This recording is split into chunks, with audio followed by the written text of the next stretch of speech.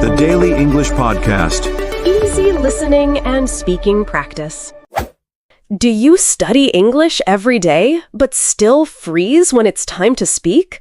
You learn new words, you watch videos, you memorize grammar, and then your mind just goes blank. The truth is, it's not about studying more. It's about building the right daily habits. Hi, I'm Lucy, and welcome to the Daily English Podcast. This is an easy English podcast for learners who want to improve listening and speaking skills. This episode is all about building English speaking habits you can actually keep. Small, realistic routines that fit into your life and slowly make speaking easier, more natural, and less scary. And I'm not alone today. John is here, who's been where many of you are. John, welcome. Thanks, Lucy. Hi, everyone. I'm John. A few years ago, I was an intermediate learner who could read and listen, but speaking? No way. I made tons of mistakes and avoided conversations. But with tiny habits stacked into my day, everything changed. I'm excited to share what worked for me. Perfect. Before we jump into tips, let's pause and name the problem. Why do so many learners, especially at intermediate level, feel stuck when speaking? John, what did you feel back then? Honestly, Lucy, it felt like my brain and mouth were in different time zones. I knew the words when I read them, but in a real conversation, boom, my mouth lagged, my heart raced. I was terrified of making mistakes, and that fear made me speak less. It's a vicious cycle. Yes, that fear is huge. Many learners equate mistakes with failure, so they wait for perfect grammar or a perfect sentence before they speak. But look, we want to shift from perfection to communication. The goal is to be understood and to connect, not to be error-free. So, in this episode, we'll cover the psychology behind speaking fear, practical micro habits for busy days, shadowing, self-talk exercises, finding conversation partners, tracking progress beyond grammar, dealing with conversation roadblocks, and a short live practice challenge you can try right now. Ready? Ready. Let's start with mindset, the foundation. If your head isn't in the right place, habits won't stick. Lucy, how should listeners think differently about mistakes? Great question. First, reframe mistakes as signals, not as judgments. When you make an error, it tells you exactly what to practice next. Second, treat speaking as problem solving. You're trying to make meaning with another person. If the person understands you, that's a success. And third, choose curiosity over fear. Ask yourself, what can I learn from this conversation? Instead of, how badly will I mess up? That shift, curiosity over fear, was a game changer for me. I started asking simple questions in English. Even when my sentences were messy, people responded kindly. Most listeners are friendly. They want a conversation, not a grammar test. Exactly. Quick practical tip, before you start a conversation, take 3 deep breaths and say to yourself, I will focus on saying what I mean, not on sounding perfect. That tiny ritual helps reduce pressure. Okay, let's move into habit building. You know I love the idea of micro habits. Yes, habit stacking. Attach one small speaking activity to something you already do. For example, while you shower, narrate your routine in English. While you commute, repeat 2 sentences about your plans for the day. While making coffee, practice a 30-second introduction about yourself. Tiny things, but they add up. Right. Habit stacking makes practice almost automatic. Start with just 1 minute a day, if 1 minute is all you can manage. The key is consistency. Better 1 minute every day than an hour once a week. Consistency builds muscle memory for speaking. And be specific. Instead of saying, I'll practice speaking, say, I'll say aloud the 3 things I'll do today while I walk to the bus stop. Make it measurable. That removes the excuse of, I didn't find time. because you already tied it to something you always do. Let's list a few practical micro-habit examples so listeners can pick what fits them. 1. Morning narration. Describe your morning routine for 60 seconds. 2. Commute recap. Summarize an article or podcast you listen to on the way. 3. Cooking commentary. Explain what you're doing and why in English. 4. 1-minute weekly summary. Every Sunday, record a short voice memo about your week. John, which one helped you the most? The commute recap. I used headphones, and on the way home, I'd summarize one thing I learned that day. At first, it was awkward, but after 2 weeks, my pronunciation and confidence improved. Also, those recordings let me track progress. Speaking of recordings, that's a great segue to shadowing. Many learners hear shadowing and think it's complicated. Let's demystify it. Please do. I tried shadowing and felt silly at first, but once I understood the goal, it helped a lot. Shadowing means listening to short audio and speaking along with it, matching rhythm, intonation, and stress. Don't worry about repeating every single word exactly. Focus on the musical pattern of the sentence.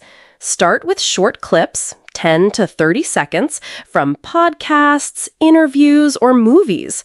Play the clip, repeat line by line, then try to shadow continuously. It trains your ears and your mouth to work together. 2 tips from my experience. 1, choose content that's slightly above your level, but not too far. You want challenge, not frustration. 2, record yourself shadowing and compare. It's amazing what you notice when you listen back. Yes, and watch for stress and linking, how native speakers connect words. For example, I want to go can sound like I wanna go. Shadowing helps you internalize these patterns, so your speech sounds more natural, even when your grammar isn't perfect. Okay, another powerful practice: self-talk. This is underrated but simple and accessible for everyone. John, did you use self-talk? All the time. I used to narrate my day, as Lucy suggested, but I also asked myself questions out loud and answered them. Example, what do I want to do this weekend? And then I spoke for 30 seconds. It felt odd at first, but it's private and safe, perfect for building confidence. Great point. Self-talk bridges thinking in your native language and thinking in English. Here's a guided exercise for listeners. Pick a mundane task like washing dishes and narrate it for 1 minute in English. Describe actions and feelings. I'm scrubbing the plate. The water is warm. I like the lemon soap. Keep it simple. The goal isn't entertainment. It's fluency practice. And add variety. Sometimes talk in past tense. This morning, I woke up, I had coffee. Sometimes imagine a future scenario. Tomorrow, I will meet a new colleague and I will ask about. Practicing different tenses aloud helps you feel more ready in real conversations. Now, we know practice alone isn't enough. You need partners. Finding conversation partners can be scary, but there are many options. John, where did you find partners when you started? I used a mix. Language exchange apps were good, but I also joined a local speaking club and did short sessions with AI conversation tools to warm up. The AI practice was great because I can make mistakes without fear and then go into the exchange feeling calmer. Practical tips for finding partners. 1. Look for clubs at community centers or universities. 2. Use language exchange platforms, but set clear goals. 15 minutes for speaking, 15 minutes for listening. 3. Try conversational classes with a focus on communication, not grammar correction. 4. Use AI chat or voice tools to role-play specific scenarios, like a job interview or ordering food. Start with low-pressure conversations and increase difficulty over time. Also, set expectations with partners. Tell them you want supportive feedback. Please correct only when I ask, or please focus on meaning, not grammar. That reduces anxiety during conversations. Nice. Next topic, how to measure progress beyond grammar. Many learners track vocabulary lists or test scores, but speaking fluency is different. John, what did you track? I tracked speaking time and the number of times I started a conversation in English each week.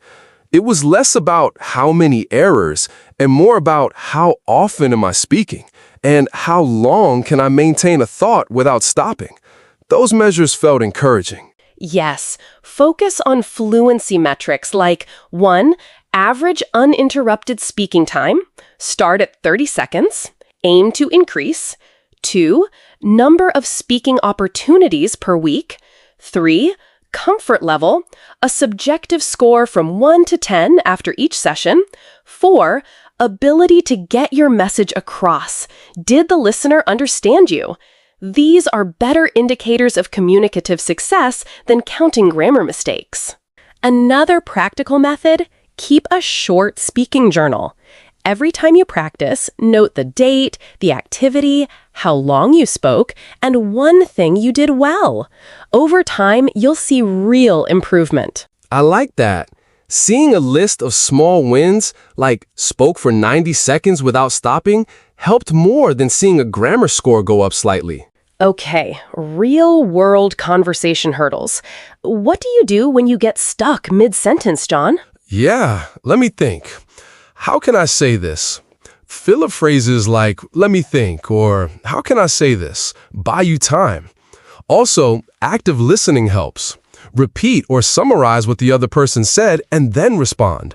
If you can't find a word, describe it. You know, the small machine in the kitchen that slices vegetables? Most people will understand or offer the word. I love that. A short list of fillers and recovery phrases listeners can memorize. Sorry, could you repeat that? Can you say that again more slowly? What do you call? I'm trying to say. Wait, let me think for a second. These are natural and common even for native speakers, so use them freely. Also, use clarifying questions to keep the conversation going. Do you mean, so you mean that? These show you're engaged and give you time to formulate your next thought. And remember, silence is okay sometimes. Pausing shows thoughtfulness. You don't need to rush to fill every second. Now, motivation and sustainability. How do we avoid burnout? How do we keep going when progress feels slow? John? Set realistic goals and celebrate small wins. When I started, my goal wasn't fluency in 3 months. It was to speak for 5 minutes twice a week. Also, vary your practice to keep it interesting. Shadowing one day, conversation club another, self-talk in the morning. Variety keeps motivation high.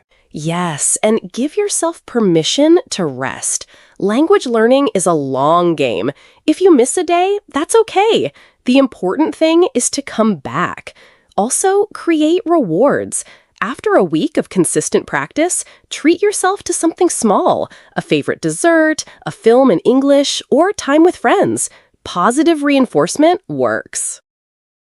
We also recommend adjusting your plan as you grow. When you move from I can speak 30 seconds to I can speak 2 minutes, change the tasks. Gradual increase keeps you challenged without overwhelming you. Before we do the live practice challenge, I want to share a short personal story. When I first tried speaking to a native colleague, I was so nervous I avoided eye contact the whole time. After months of micro-habits, I had a natural conversation about weekend plans. I didn't speak perfectly, but I felt connected. That feeling,